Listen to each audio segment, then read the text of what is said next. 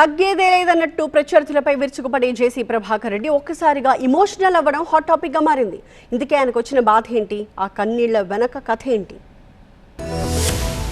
అనంతపురం జిల్లా Tadipatri municipal council చివరి సమావేశంలో చైర్మన్ జేసీ ప్రభాకర్ రెడ్డి భావోద్వేగానికి లోనయ్యారు. తన పదవీకాలం ముగుస్తుండటంతో నిర్వహించిన వీడ్కోలు సమావేశంలో ఆయన కంటతడి పెట్టుకున్నారు. దేవాలయం లాంటి మున్సిపల్ కార్యాలయాన్ని వదిలి వెళ్లడం బాధగా ఉందంటూ ఆవేదన వ్యక్తం చేశారు. గత కొన్నేళ్లుగా ఈ కార్యాలయం కేంద్రంగా తాడిపత్రి అభివృద్ధి కోసం చేసిన కృషిని ఆయన గుర్తు చేసుకున్నారు. తాడిపత్రి ప్రజలను దేవుళ్లుగా అభివర్ణించిన జేసీ ప్రభాకర్ రెడ్డి వారి రుణం ఎప్పటికీ తీర్చుకోలేను అన్నారు. పట్టణ అభివృద్ధి కోసం అహర్నిశలు శ్రమించారన్నారు.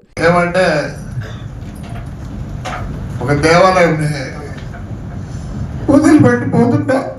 భవిష్యత్తుపై తనకున్న విజన్ వివరిస్తూ 2027 నాటికి తాడిపత్రి పేరు ప్రపంచ పటంలో నిలుస్తుందని వ్యాఖ్యానించారు. ఆ స్థాయి అభివృద్ధిని పట్టణంలో తీసుకొస్తామని ధీమా వ్యక్తం చేశారు. అధికారుల మద్దతుతో అనేక సవాళ్లను ఎదుర్కొని ఇక్కడి వరకు వచ్చామన్న ఆయన రానున్న మున్సిపాలిటీ ఎన్నికల్లో డబ్బుకు లొంగిపోకుండా అభివృద్ధికే ఓటు వేయాలని సూచించారు. తాడిపత్రి క్షేమం కోరే మంచి వ్యక్తులను మాత్రమే కౌన్సిల్ కు పంపాలని ప్రజలకు పిలుపునిచ్చారు. కార్యాలయం నుండి బయటికి వెళ్తున్నప్పటికీ తన హృదయం ఎప్పుడూ తాడిపత్రి ప్రజల కోసమే తప్పిస్తుందని భావోద్వేగంతో ప్రసంగాన్ని ముగించారు.